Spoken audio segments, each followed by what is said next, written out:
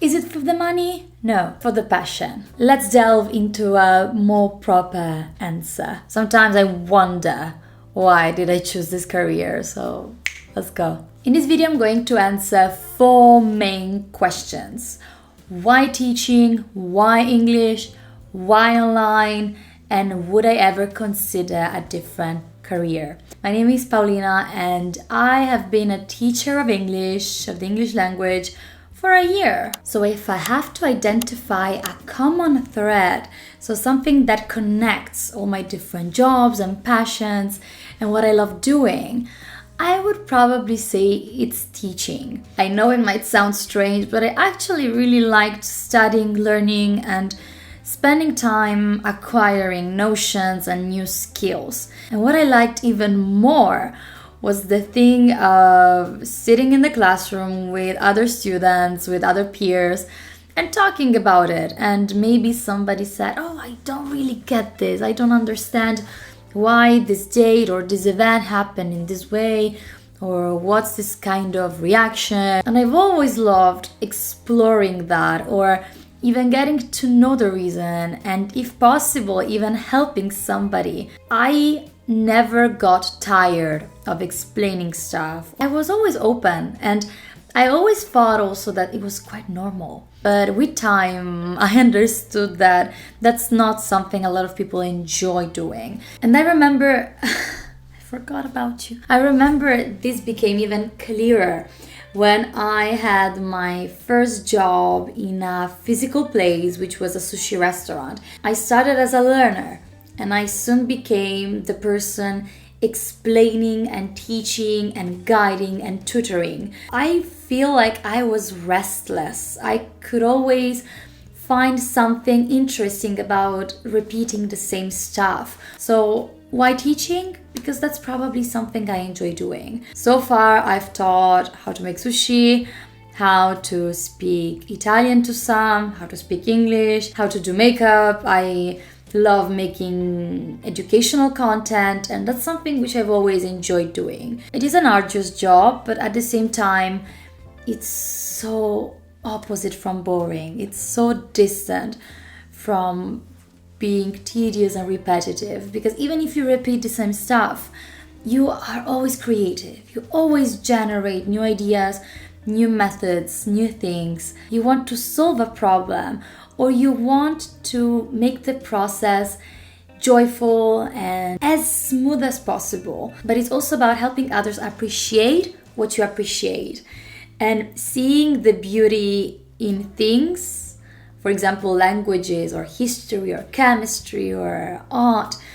I think that teachers have this superpower that they want to show the beauty they see in a subject, and they want to convey this kind of beauty and to express it and also to transmit it to other people. English, it was kind of random, to be honest. Probably it's because we study English since we start going to school, and I've had the unfair advantage of being a bilingual, so probably I was more flexible at school. But then I also have the element of liking languages, loving languages, really like the challenge of trying to learn a system to communicate with other people who do not share my system. First of all, it's one of the most popular and probably one of the most useful languages to know. And I can't deny that I'm so open now to learning new languages and trying to see how much more I can develop in this field.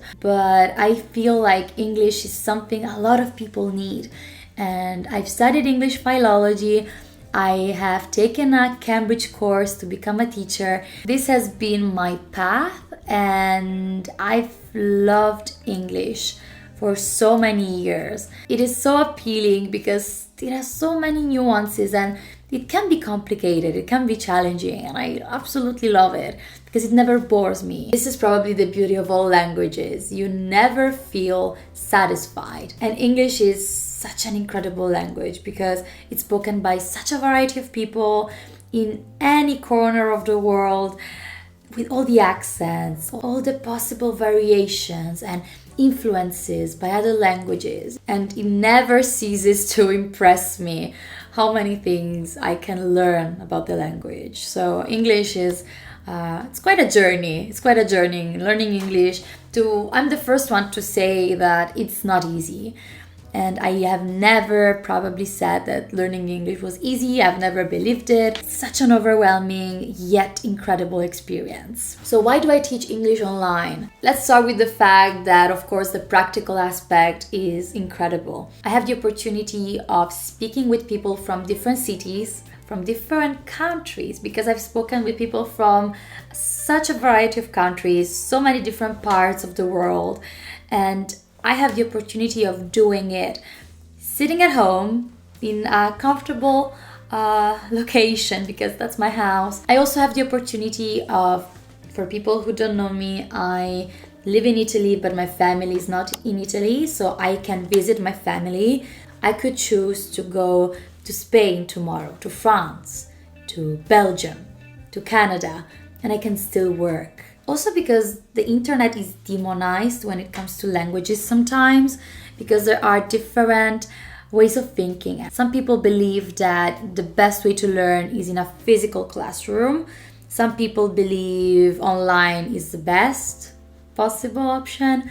I think it's a combination of the two. And at the same time, you have time for many other things. If you don't have to move from place A to place B, to one classroom, to a school, because you have the opportunity of logging online and speaking with the teacher, and then the moment after you work, the moment after you go grocery shopping, you finish the lesson and you can have lunch. It is so flexible. If I can have some kind of advantage or something can be easier, why not using it? Why not trying at least? And of course, the experience in a classroom is different, but from my perspective, if you have a good kind of mindset and a good approach to online learning, you can do so much. You can improve a lot. And would I ever consider a different career?